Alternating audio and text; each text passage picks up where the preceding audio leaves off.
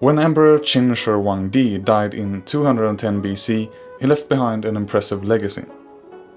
He had unified China for the first time in over half a millennia and extended its borders further than ever before.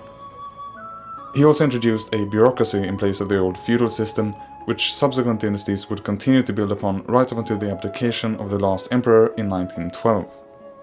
Great infrastructure projects in the forms of canals and roads, as well as military projects like the extensions of the wall up in the north, were also undertaken during his reign.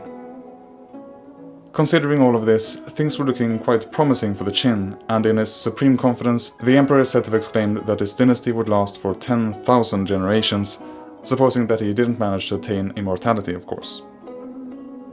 In line with this, his son and successor took the name Qin Er Shi, or second generation of the Qin, upon assuming the throne.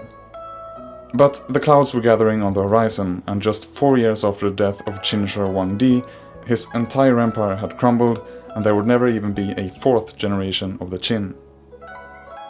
The trouble had begun already when the emperor's body was still warm. It was decided that the announcement of his death would be postponed until the entourage reached the capital of Xianyang, a journey which took 2 months. The Grand Counselor Li Si, along with a powerful eunuch called Zhao Gao, decided to take advantage of this.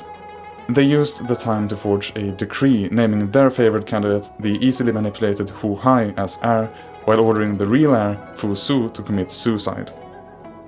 Not believing that anyone would dare to forge such a document, he agreed to his father's supposed will and killed himself. Thus, Hu Hai became Emperor Qin Er Shi, and Zhao Gao was made his prime minister. But he was more than just the emperor's humble servant. In fact, just like planned, he soon became the emperor's puppet master. Arguing that the emperor was still young and that he was the son of heaven, his own voice must never be heard, and his face must never be shown. In this manner, the emperor was isolated from the outside world and from the other ministers of the court. When Zhao Gao felt sufficiently secure in his position, he betrayed Li Si, charged him with treason, and had him executed. This did not bode well. As soon as the emperor had come to power, people had started questioning his legitimacy, starting revolts all over the country.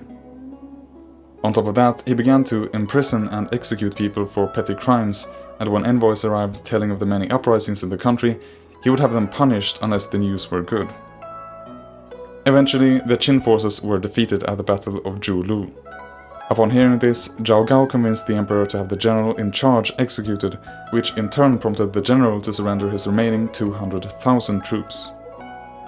But the emperor wasn't too disturbed by this. After all, he still had plenty of reinforcements. Or at least, that's what he thought.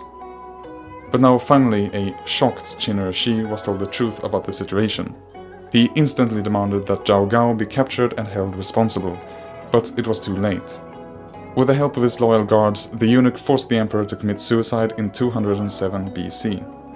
What remained of the empire was inherited by Zi Ying, possibly a son of Prince Fu Su or a brother of Qin Shi Huangdi. He took the lesser title of King of the State of Qin and would rule for 46 days until being forced to surrender to Liu Bang, later known as Emperor Gaozu of Han.